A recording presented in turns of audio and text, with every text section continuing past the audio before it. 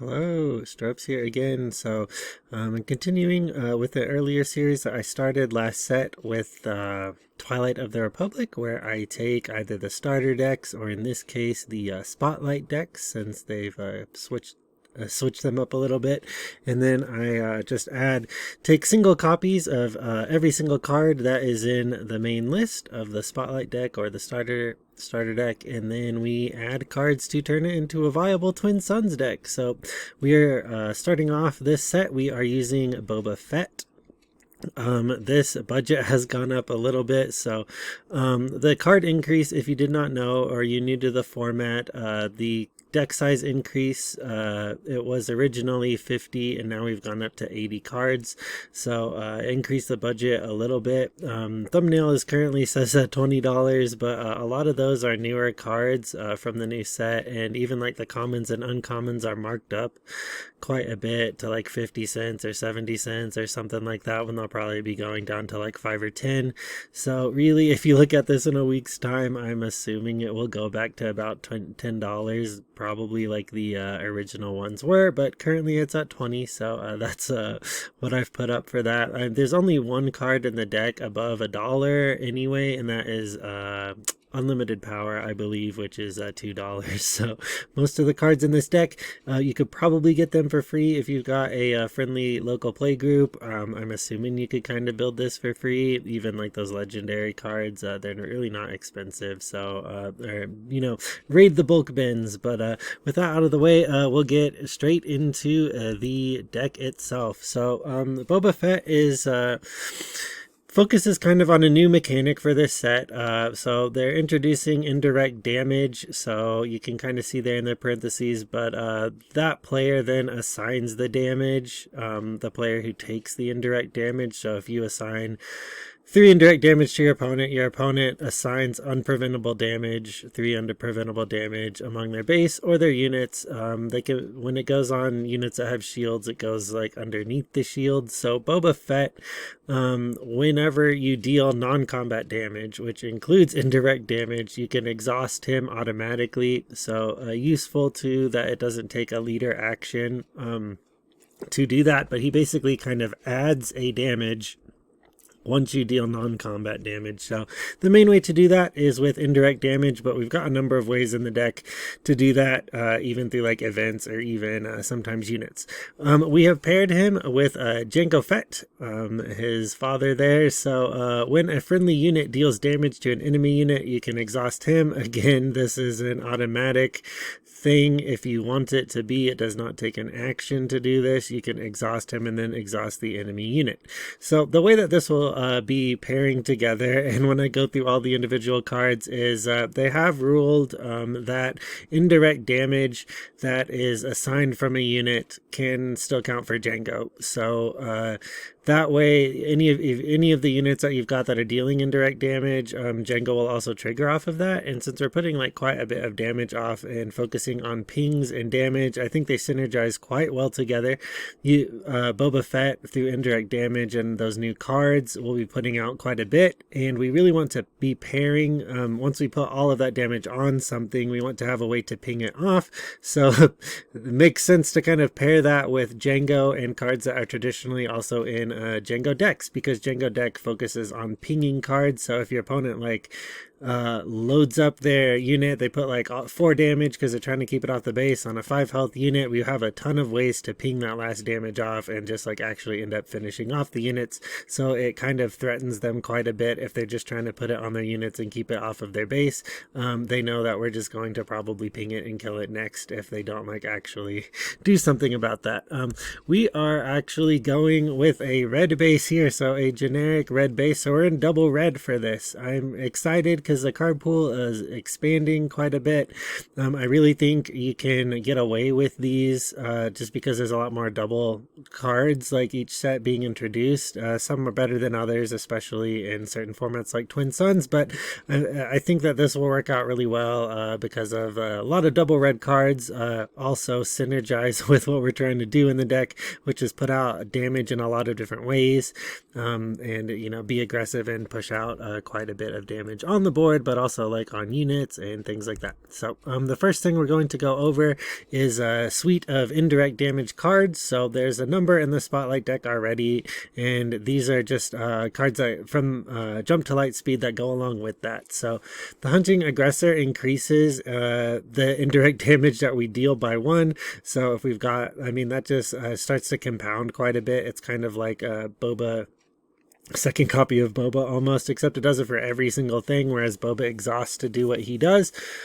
So just a good thing to be doing. Plus, Boba can deploy into these vehicles. I maybe should have mentioned that on the Boba leader thing, but new leaders in Jump to Lightspeed, they can either, most of them can be deployed either as an upgrade, as a pilot on a vehicle, or they can be deployed just normally, like on the ground, like you would be used to if you played the game in prior sets. But not true of every single Jump to Lightspeed leader, but a lot of them are also pilots and can be deployed as upgrades. So we've got a lot of vehicles in the deck because we want to be able to put Boba on something too, because then he can swing in for quite a bit of damage. We've got Decimator of Dissidents next in this row. I put the main ones in the front, some kind of more tertiary, secondary ones in the back. Decimator of Dissidents only costs 3 once we've dealt indirect damage, so that's fantastic. He's also got Overwhelm, so it's a great thing to deploy Boba onto, because then Boba, when he buffs the power of the ship, will be attacking for Overwhelm, and the easy way to get in if someone's kind of turtled up. The Droid Missile Platform deals 3 indirect damage to a player when it's defeated, so just a good, way to keep doing that. Plus, it's a 4 power unit. These other 2 on the side, we've got an ATDP Occupier and the Sith Trooper unit. So these kind of care about damage being on stuff. So ATDP, the cost is reduced by the amount of damage units, and there will be a lot of damage units because we put out a lot of indirect damage. And the Sith Trooper, on attack, they get +1/+0 for each damage unit that the defending player has. So they can be quite large, especially if someone's like spreading out the damage across a lot of units, and you've got a Sith Trooper out, maybe they've got 4 units, they're all damaged. I mean, that means it's hitting for 7, and something hitting for 7 on a 3 is just really good, can put out quite a bit of damage. The Occupier, I also think it's got Overwhelm, and so another good target to be putting Boba Fett on. Next thing we've got is we've got mass ping. So I talked at the start about Jango and Jango being able to exhaust. When Jango is deployed, his ability just goes for whenever you ping, so it's not exhausted. So while he's in the leader zone, you're really only exhausting one thing at a time.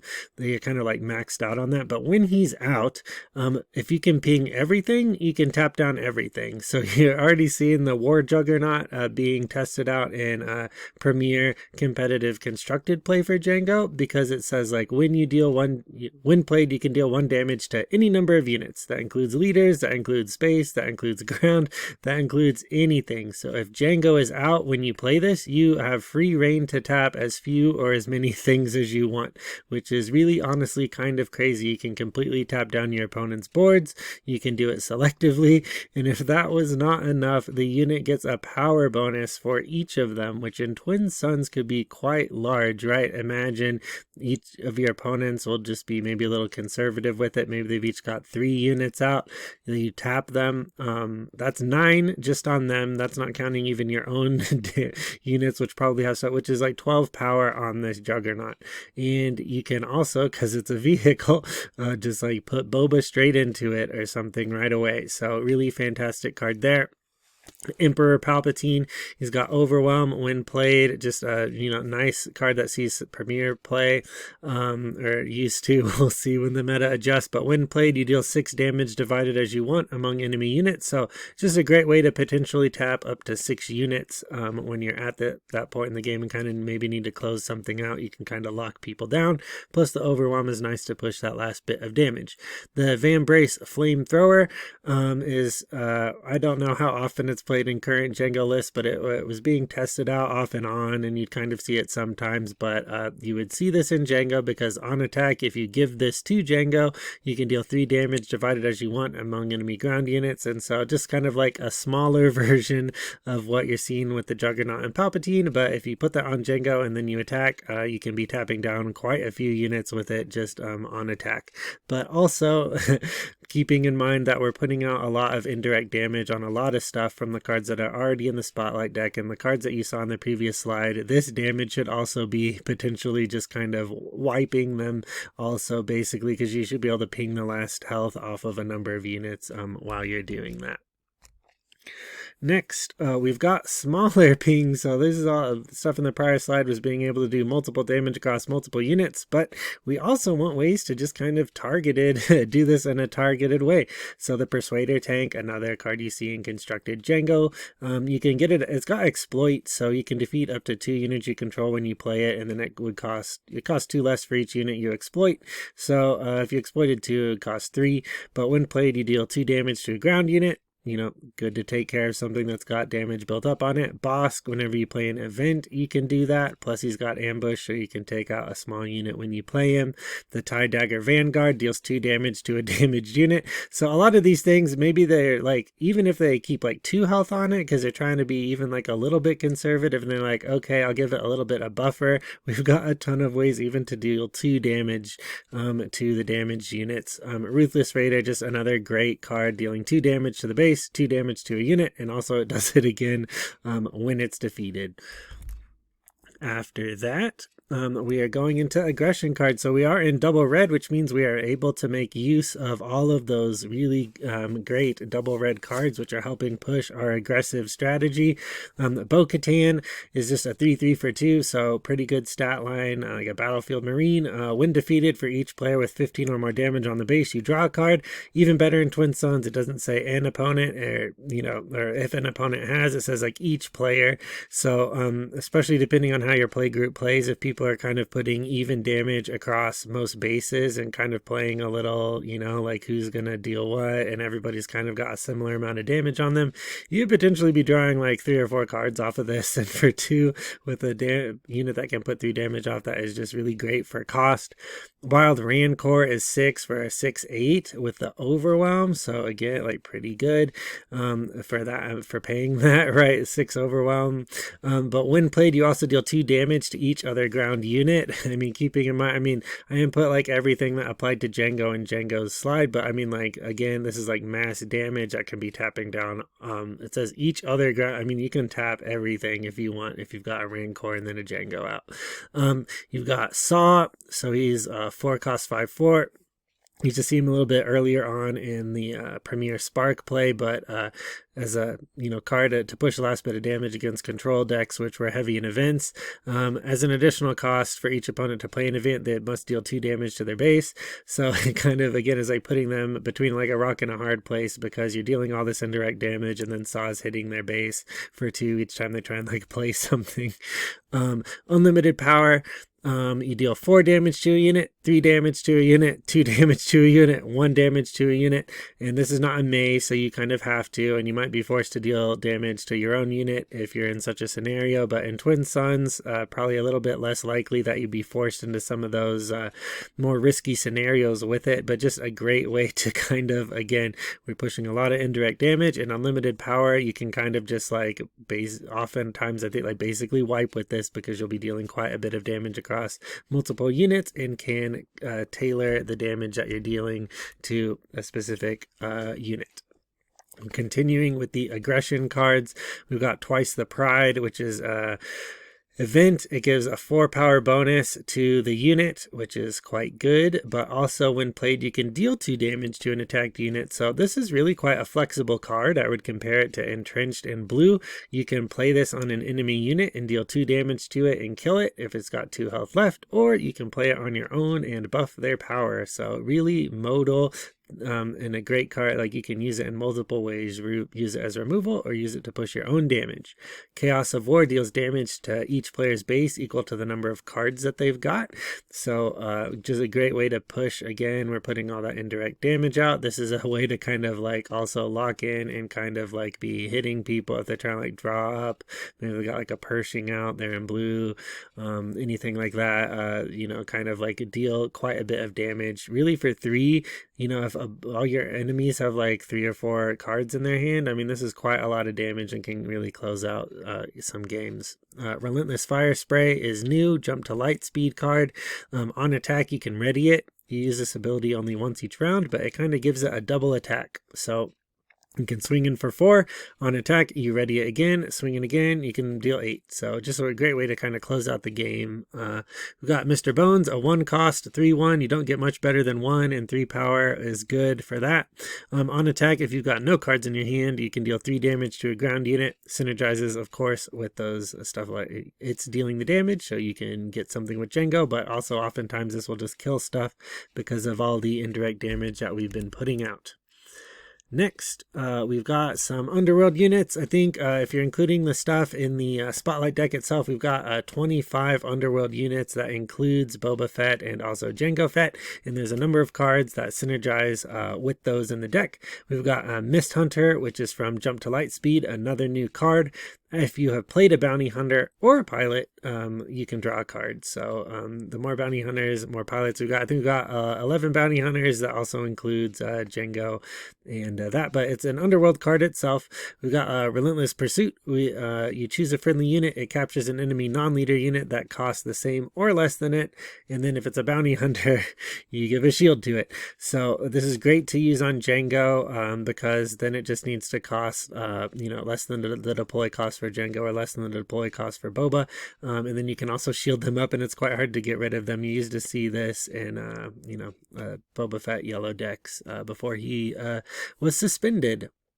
Got Zuckuss and 4 LOM, so they synergize quite well with each other, but they're pretty good cards by themselves. 4 LOM has ambush, so immediate board impact. Zuckuss for cost for 5 to get a 6/6 Saboteur, so you can ignore Sentinel and defeat shields is just good. And plus, if the other one's out, gains a bonus, right? And I think Forlom also gives Zuckuss the ambush that he would have too, but a little less likely to be happening in Twin Suns when you got 80 cards. But just worth noting that don't forget about that. Xanadu Blood. When played and on attack, you can return a friendly Underworld unit to your hand. Again, we've got 25 of those, which is a pretty big chunk of an 80 card deck. If you do that, you can exhaust an enemy unit or a resource. I think most of the time you will be doing an enemy unit. Because I mean, like, you can tap down the thing that would either be killing you at this point in the game. It's also when played, so I love these cards because you don't have to play them and then wait. Sometimes with stuff like Zuckuss, if you don't have 4 LOM out, you play it and then you tap out and then you're kind of done. But with Xanadu Blood, you play it, you can tap down something that might be threatening you and then like go from there. So a really great card there. And you can also get the when played ability of stuff back, right? So if you bounce 4 LOM, you bounce the Syndicate lackeys, you bounce some of like those other ambush units. You can play them again and kill something small and then like bounce them again. So you can get into shenanigans with that. Toro Calican is a great card. You used to see him in Constructed quite a bit. Also, when you play another Bounty Hunter unit, you can deal a damage to that unit that you play, and then you can ready him. So really, he's a 3/5, which is he'll stick around and can absorb quite a bit of damage, but also he can put out about like 6 damage a turn, assuming you're also playing Bounty Hunters. And we do have, like I said, 11 Bounty Hunters in here to be readying him with. Next, we've got direct damage. So talked a bit about when we were talking about Boba, that he just says like when you deal non-combat damage. So that's not when you deal just indirect damage, because indirect damage is non-combat, but also stuff that just deals damage to stuff is also non-combat damage. So stuff like Shoot Down, stuff like I Am Your Father, stuff like McClunky, all of that stuff is still non-combat damage that you're dealing to a unit. So all of these types of cards also trigger Boba, and then Boba can be like putting the indirect damage out also. So we've included some of these cards. Shoot Down is just a good way to get rid of your space unit from your opponent, and also deals damage to the base. 3 damage is quite a lot, can take care of most turn 1 plays. I'm Your Father, just a really great, really fun card too. So you can deal 7 damage to an enemy unit. If they say no, then you if they say no, then you draw the cards and you don't deal the damage. So they can decide, but if they decide that the damage doesn't happen, you get to draw 3 cards, which oftentimes is worse for them. Fight fire with fire is you choose a friendly unit and an enemy unit. They need to be in the same arena. Then you deal 3 damage to both. So if you got a unit that's about to die, easy to play this on there and then just take out something else. McClunky, you bounce an Underworld unit to your hand. And then you can deal 3 damage to a unit. Again, fantastic card. We've got 25 Underworld hits.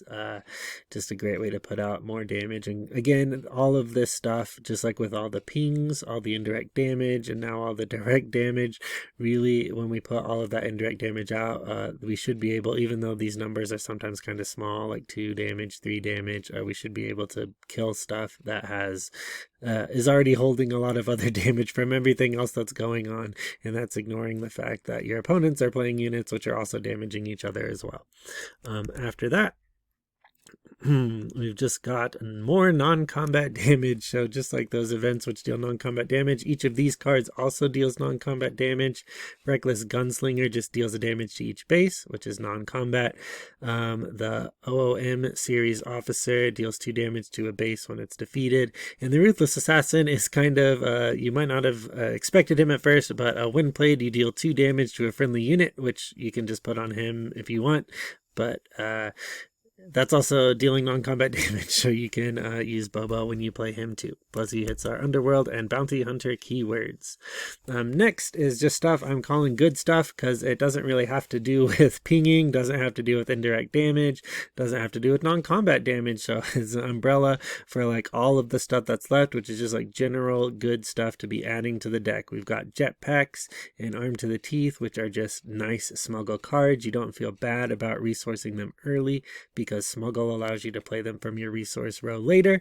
I think the Confederate Tri-Fighter is really kind of essential in a deck like this, and you really probably, high prioritize that because it says bases can't be healed. So when you're putting out all of that indirect damage and they're forced to put some on their base when they might not want to, it can kind of like make sure that they can't get themselves out of that risky scenario, that situation. Swoop down, fantastic. Art, I'm also trying to keep a lot of this thematically consistent with the jetpacks, with the swoop down, and just kind of keep the deck thematic as well, but also just a great card. You can attack with a space unit. We've got quite a bit of space units. I think we've got 22, 23, because Jump to Lightspeed, you kind of like expanded that with all the new spaceships. Gain Saboteur, it can attack a ground unit, and if it attacks a ground unit, it gets +2/+0, and the defender gets -2/-0. So quite a power boost, even if you play this on something like the Confederate Tri-Fighter right there, that's dealing 5 damage. And if you play it on a little bit bigger spaceship, really you can be hitting for like 7 and 8. And 7 and 8 can kill stuff like Luke Skywalker if they do somehow manage to get something like that out. Captain Tarkin is just a great new card. It gives every friendly vehicle +1/+0 in Overwhelm. So I think you want to be running him in any red deck that has a pilot leader, because that also counts your leader. And oftentimes like the leader buffs it by 3 power, 4 power, and then you're hitting for like 8. Or quite a bit, plus it gives it the overwhelm if the ship didn't already have it, so it makes all of your ships get in for the extra damage. Frozen in Carbonite, another great thematic card, but also just again a good card in general. You attach Frozen and Carbonite to a non-leader unit.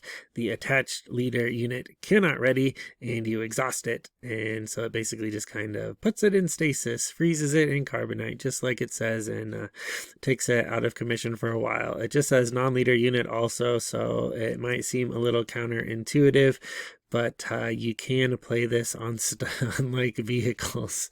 So like in case the vehicle in Carbonite just says non-leader unit, which also includes stuff like vehicles.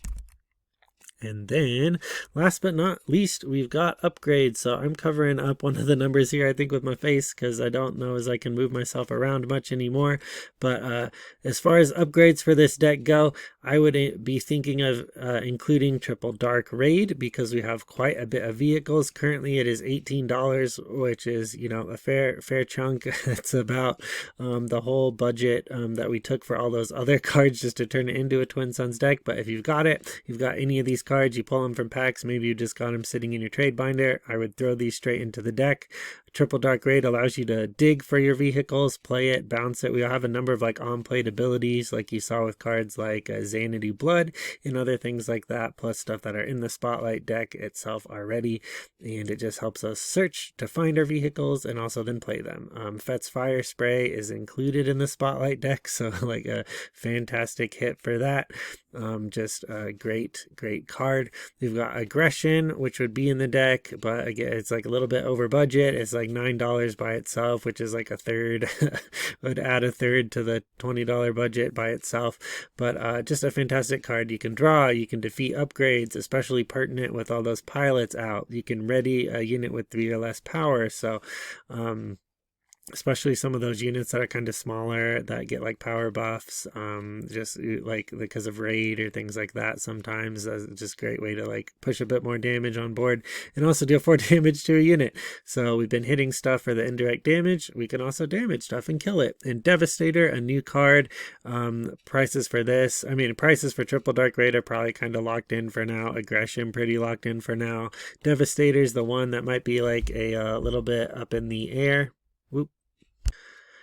All right, sorry, a bit of technical difficulties. I was going to say Devastator is the one that is still a little bit up in the air because no one knows how it's going to go in Constructed yet, or what the meta exactly is going to look like. So that $20 could become $30, could become more, it could also go to $10.